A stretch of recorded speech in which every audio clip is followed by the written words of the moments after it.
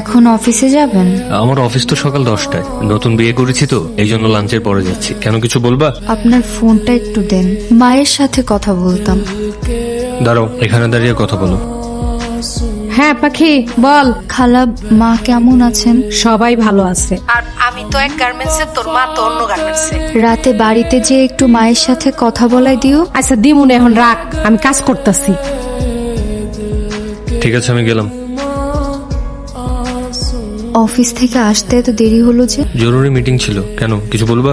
হ্যাঁ, আপনার ফোনটা একটু দেন না। মার সঙ্গে কথা বলবা? হ্যাঁ, সত্যি মায়ের সাথে কথা বলবো। হ্যালো, কেমন আছো মা? আল্লাহর রহমতে ভালো আছি। আর পরিও ভালো আছে, ঘুমাইতেছে। মা কে কাচ্ছে? কই কেউ না তো, তোরে বললাম না পরি ঘুমাইতেছে। আমি রাখি, ওর কাছে যাই। আমি বাড়ি যাব। কেন এত রাতে কেন? মায়ের কাছে যাব। কালকে সকালে আমি নিজে নিয়ে যাব। থাক, তবে কালকে যাব না। পাখি তুই? পরি কোথায়? জামাই বাবা আপনি? আপনি তুমি না বলে আমাকে এ বাড়িতে এলে কেন? আমি নিজেই তো তোমাকে এ বাড়িতে নিয়ে আসতে চেয়েছিলাম, তখন তো বললে তুমি আসবে না। হঠাৎ করে মায়ের কথা মনে পড়েছে তো, তাই চলে এসেছি। আপনি বসেন না, আমি এক্ষুনি আসছি। না, আমিও যাই, মার সাথে দেখা করি। তোর মা তো বাসায় নাই। ও, মা বাসায় নেই, চলেন আমরা অন্য একদিন আসবো।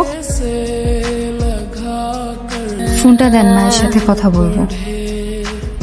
মা, আমি আর সহ্য করতে পারছি না। পরি কই মা?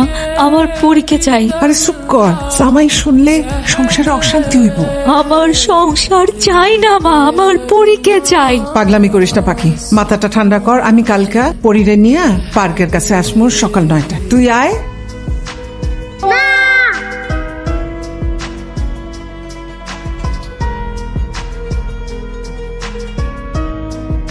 অনেকক্ষণ হয়েছে পাখি, অন বাড়িতে যা। আমি যাব না, আমি পরীকে নিয়ে থাকতে চাই। আমি তোমার জামাইকে সব বলে দিতে চাই। এতে সংসার টিকলে টিকবে, না টিকলে নাই। টিকবো না পাখি, আমি মাঝে মাঝে পরিরে নিয়ে আসমু। আমি যাই, আমি আবার নিয়ে আসমু, আমি আবার নিয়ে আসমু।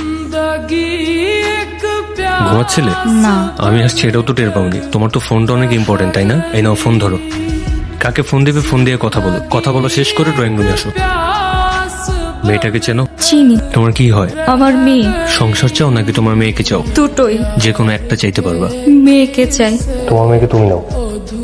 তোমাদের মা ও মেয়ের ভালোবাসার কাছে আমি হেরে গেলাম।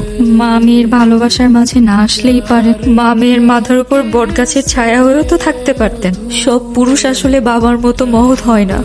ঠিক আছে, আমি চলে যাচ্ছি। দাঁড়াও, তুমি চলে গেলে চলে যাও, পরীকে আমার কাছে রেখে যাও। আমি পরীকে আমার মেয়ে হিসেবে মেনে নিয়েছি, এখন থেকে আমি ওর বাবা।